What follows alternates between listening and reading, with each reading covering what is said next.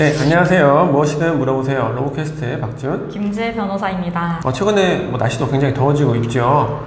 회사를 가시는 분들도 계실 거고, 클럽이나 이런 데 가서 헌팅을 하시거나 혹은 헌팅 포차에 가서 좀 한잔 하시면서 새로운 인연도 만들고 조금 호감도 가지게 되고 스킨십도 하시게 되는 경우가 꽤 있으실 텐데 갑자기 나중에 고소를 당했다는 분들이 꼭 계세요.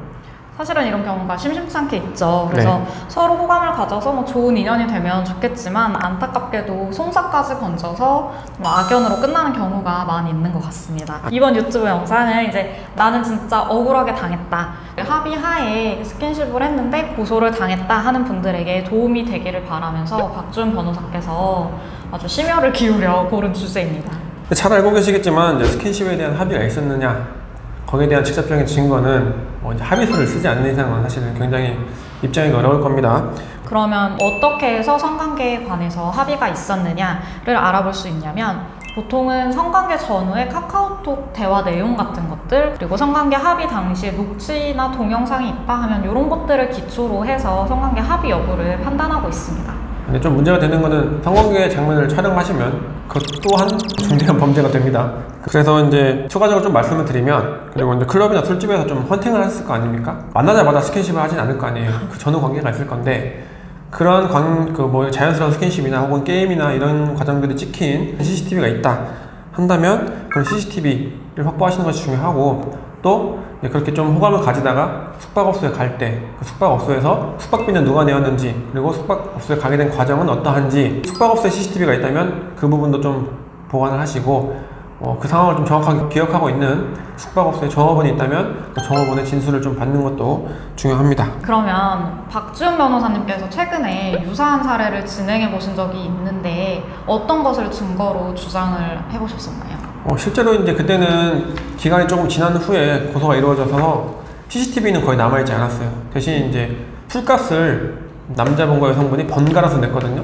그리고 모텔비는 남성분이 냈는데, 그 당시에 CCTV는 없지만 종업원이 굉장히 좀 정확하게 기억을 하고 있었어요.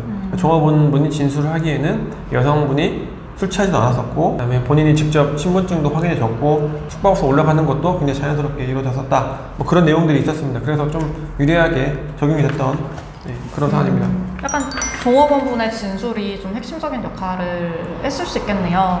네, 맞습니다. 이게 보통 성범죄 같은 경우에는 피해자의 진술만 있는 경우가 대부분입니다. 보통은 둘이 있는 공간에서 일어나기 때문인데, 그래서 피해자의 진술이 얼마나 구체적인가, 신뢰할 수 있는 내용들을 담고 있는가를 따지게 됩니다.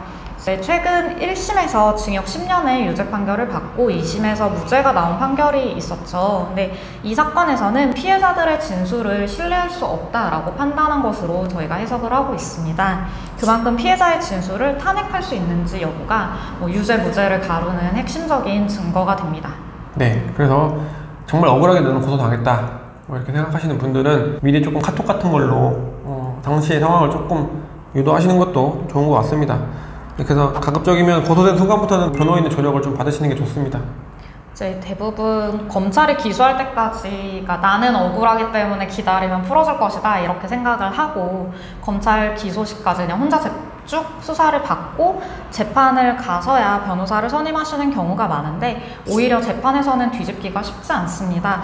수사 결과를 기초로 판단을 하기 때문이잖아요. 그래서 무죄 판결률을 보게 되면 2018년을 기준으로 했을 때는 0.79%에 불과합니다.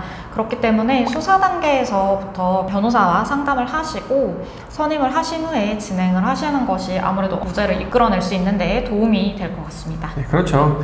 재판에서는 이미 수사가 진행된 부분에 그 증거를 탄핵하는 건 굉장히 쉽지 않습니다.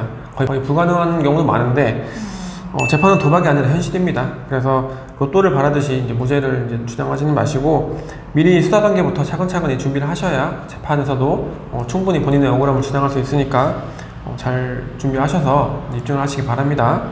네, 그러면은 구독과 좋아요 부탁드리고 다음 시간에 만나요. 로보캐스트의 박지훈, 김지혜 변호사의 3분 상담